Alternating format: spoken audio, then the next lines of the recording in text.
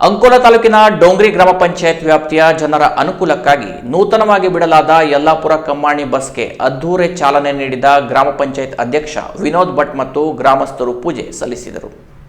ಈ ಸಂದರ್ಭದಲ್ಲಿ ಡೋಂಗ್ರಿ ಗ್ರಾಮ ಪಂಚಾಯತ್ ಅಧ್ಯಕ್ಷ ವಿನೋದ್ ಭಟ್ ಮಾತನಾಡಿ, ಕಳೆದ ಕೆಲವು ವರ್ಷಗಳಿಂದ ನಮ್ಮ ಗ್ರಾಮಗಳಿಗೆ ಬಸ್ ಸಂಚಾರ ಬಂದ್ ಆಗಿತ್ತು.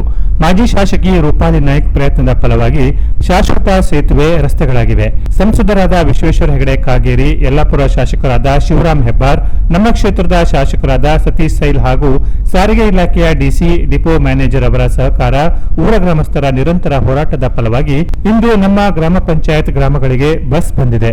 ಜನರಿಗೆ ದೂರದ ಪಟ್ಟಣ ಸೇರಲು, ಶಾಲಾ ಕಾಲೇಜು ಮಕ್ಕಳಿಗೆ ಶಾಲೆಗೆ ತೆರಳಲು ಈ ಬಸ್ ಬಹು ಉಪಯೋಗಿ ಆಗಲಿದೆ ಎಂದರು.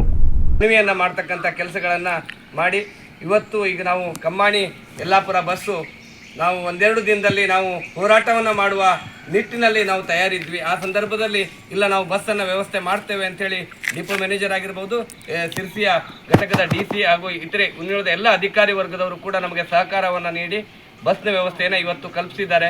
ಇವರೆಲ್ಲರಿಗೂ ಕೂಡ ನಮ್ಮ ಭಾಗದ ಸಾರ್ವಜನಿಕರ ಎಲ್ಲರ ಪರವಾಗಿ ತುಂಬ ಹೃದಯದ ಕೃತಜ್ಞತೆಯನ್ನು ಈ ಸಂದರ್ಭದಲ್ಲಿ ಸಲ್ಲಿಸಲಿಕ್ಕೆ ಇಷ್ಟಪಡ್ತೀನಿ. ಈ ಸಂದರ್ಭದಲ್ಲಿ ಮಾಜಿ ಗ್ರಾಮ ಪಂಚಾಯತ್ ಉಪಾಧ್ಯಕ್ಷ, ಗ್ರಾಮೀಣ ಸಾರಿಗೆ ಸುಧಾರಣಾ ಹೋರಾಟ ಸಮಿತಿ ಅಧ್ಯಕ್ಷ ವೆಂಕಟರಮಣ ವೈದ್ಯ, ಗಿರೀಶ್ ಭಟ್ ಕೋನಾಳ್, ಗ್ರಾಮ ಪಂಚಾಯತ್ ಸದಸ್ಯ ಮಂಜುನಾಥ್ ಸಿದ್ದಿ, ಪ್ರಮುಖರಾದ ನಾರಾಯಣ್ ಹೆಗಡೆ, ವಿಎಸ್ ಭಟ್, ವಿಲ್ಸನ್ ಡಿಕೋಸ್ತಾ, ಕಾಶಿನಾಥ್ ನಾಯಕ್, ರಾಘವೇಂದ್ರ ಹೆಗಡೆ, ನಜೀರ್ ಶೇಖ್, ರಾಮನಾಥ್ ನಾಯ್ಕ್, ರಘುನಾಥ್ ನಾಯ್ಕ್, ರಾಘು ಶ್ರೀಧರ್ ಭಾಗವತ್, ದಿವಾಕರ್, ಗಂಗೆ ಬಸ್ ಚಾಲಕ ಬಸವರಾಜ್, ನಿರ್ವಾಹಕ ಅಪ್ಪು ರೆಡ್ಡಿ ಇತರರು ಇದ್ದರು.